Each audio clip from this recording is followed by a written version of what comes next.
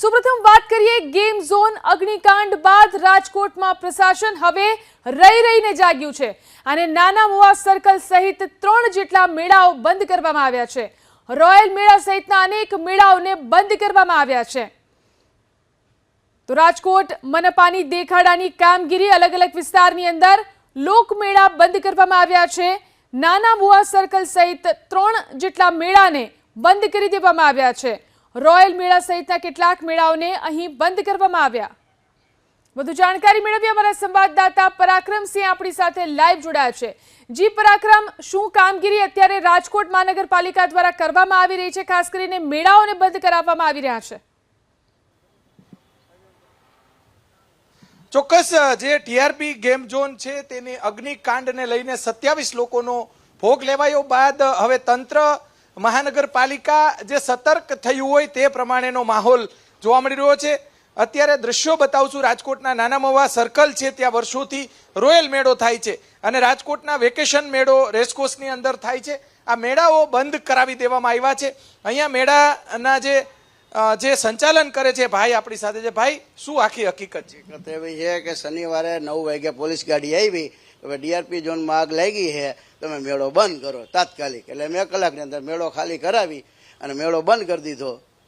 બરોબર, 3-4 દિવસથી બંધ કરે નહીં, શનિવારે 25 તારીખે જ બંધ કર્યો, આજ દી સુધી બંધ છે ટોટલી। બરોબર, ક્યારે ચાલુ થશે એવું કોઈ નોટિસ દઈ ગયા છે કે બંધ રાખો, અમે કઈ ત્યારે ચાલુ કરજો। કેટલા ધક્કા ખાધા પણ કોઈ જવાબ જ મળતો નથી। હવે ચાલુ પણ નહીં થવા દે કેમ કે આટલું બધું ઘટના હા, ચાલુ નહીં થવા દે એ માટે ઘણા માણસોને નુકસાની, મેળાવાળા નુકસાની, સ્ટોર વાળા નુકસાની થાય છે, એની જવાબદારી કેની રહે?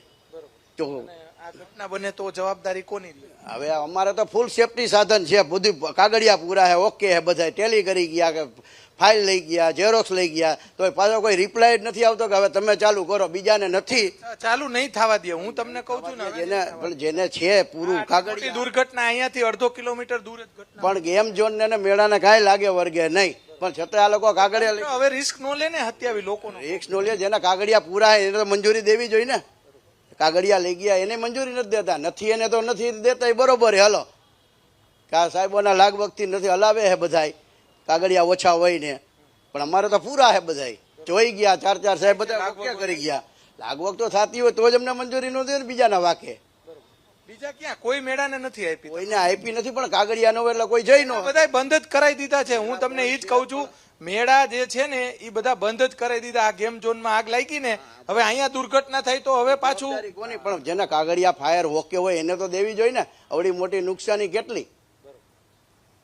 ચોક્કસથી દ્રશ્યો બતાવશું। હવે તંત્ર કોઈ પણ જાતનું રિસ્ક લેવા માંગતું નથી। નાના મોવા સર્કલ આવેલું છે ત્યાં આ લોકમેળાઓ થાય છે। લોકમેળા 3 કે 4 દિવસથી આ રીતે તંત્ર મહાનગરપાલિકા અને પોલીસ વિભાગ છે તેમના દ્વારા બંધ કરી દેવામાં આવ્યું છે। રાજકોટનો રેસકોર્સની અંદર જે 7મ 8મનો મેળો યોજાય છે, સૌથી મોટો મેળો યોજાય છે, તેને પણ જે ન્યૂ રેસકોર્સ છે ત્યાં ખસેડવાની કામગીરી પણ આવતા દિવસોમાં કરવામાં આવે તેવી વિચારણા ચાલી રહી છે। અત્યારે રાજકોટની અંદર જે મેળાઓ થાય છે, સૌરાષ્ટ્રભરમાંથી લોકો મેળાના માણીગરો આવતા હોય છે, પરંતુ અત્યારની જે પરિસ્થિતિ છે તેને લઈને મહાનગરપાલિકા, પોલીસ વિભાગ, વહીવટી તંત્ર તેમના દ્વારા કોઈ પણ જાતનું રિસ્ક લેવામાં આવતું નથી અને આ મેળાઓ જે છે તે બંધ કરાવી દેવામાં આવ્યા છે।